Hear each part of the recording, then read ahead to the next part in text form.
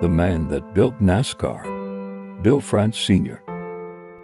William Henry Getty France, born September 26, 1909, and also known as Bill France Sr. or Big Bill, was an American businessman and race car driver, but he's best known for founding and managing NASCAR, a sanctioning body of the US-based stock car racing.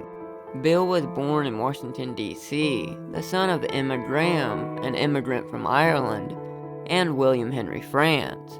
His older brother James died at the age of 11 and is buried in Rock Creek Cemetery.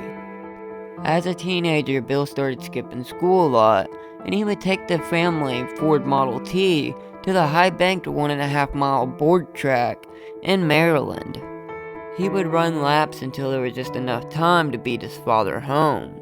France worked at several jobs before owning and operating his own service station. He built his customer base by waking up before dawn and crank-starting customers' cars in the middle of the winter. Bill decides to uproot his whole family and move them from Washington, D.C. to Daytona in the spring of 1935 in order to escape the Great Depression.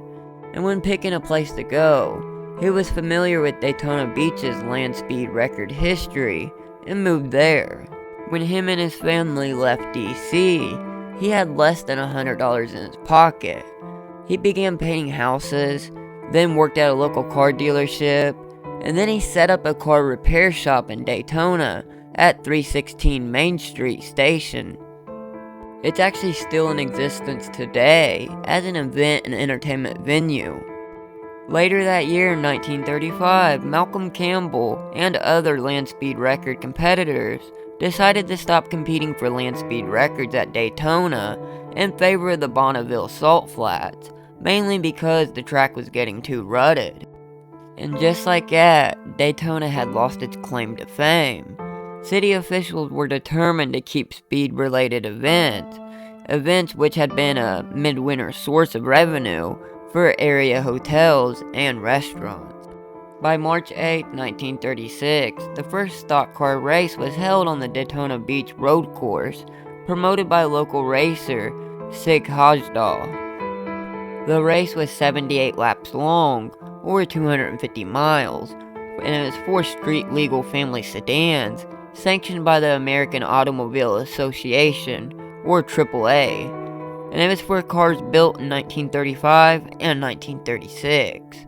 The city posted a $5,000 purse with $1,700 for the winner. The race was marred by controversial scoring and huge financial losses to the city. Ticket takers arrived to find thousands of fans already at the beach track, and the sandy turns at the end of the track became virtually impassable with stuck and stalled cars. Second and third place finishers protested the results, and France finished 5th. The city lost $22,000. Sig then talked to France, and together they got the Daytona Beach Elks Club to host another event on Labor Day weekend in September of 1937. The event was more successful, but still lost money despite its $100 purse. Sig didn't promote any more events after that, and France took over the job of running the course in 1938. There were 2 events in 1938, and Danny Murphy beat France in the July event, and France beat Lloyd Moody and Pig Ridings to win the Labor Day weekend event. 3 races each were held in 1939 and 1940. France finished 4th in March, 1st in July, and 6th in September of 1940. 4 events were held in 1941. After that, Bill France was busy planning the 1942 event, that is until the Japanese bombed Pearl Harbor. Then he spent World War II working at the Daytona Boat Works, while his wife Ann ran the filling station. Most racing stopped until after the war. France would then meet Jim Johnstone Sr. in 1944, when Jim was stationed at the Navy base in Daytona Beach, where Embry-Riddle Aeronautical University is currently located. Johnstone had been an auto mechanic in New Jersey, where his father built Indy car engines. He met France at Bill's filling station and became his race car mechanic. They traveled with their wives and children throughout Florida on the weekends, racing at many small tracks. Later, on April 6, 1946, Jim and Bill were testing Bill's car on the streets of Cocoa, Florida, when they were stopped for driving 74 miles per hour in the city limits. Jim was driving and had to pay a $25 fine.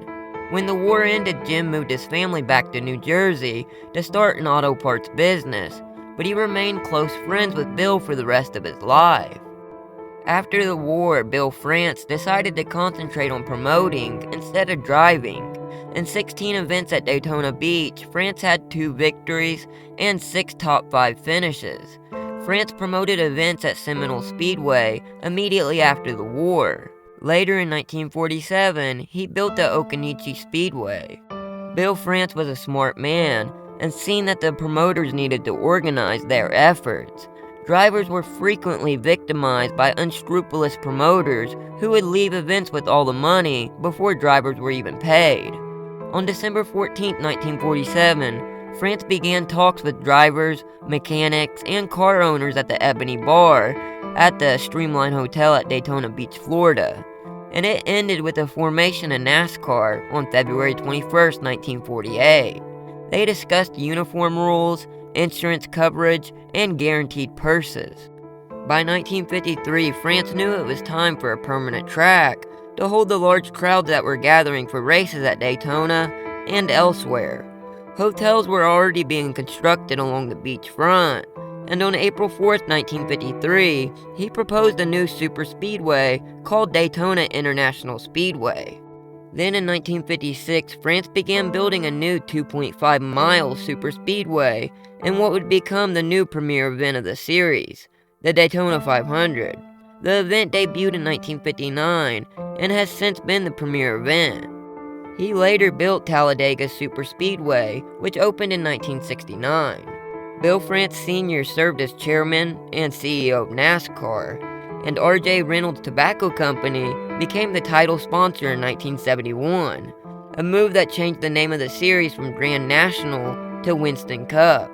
Reynolds convinced France to drop all dirt tracks and races under 100 miles in 1972, a move that defined the modern era of the sport. Bill France Sr. then turned the reins of NASCAR over to his son Bill France Jr. France kept an office at the headquarters until the late 1980s. He built the International Motorsports Hall of Fame, which inducted France in its first class on July 25, 1990. Bill France Sr. would pass away on June 7, 1992, at his home in Florida after suffering from Alzheimer's disease. He was 82 years old.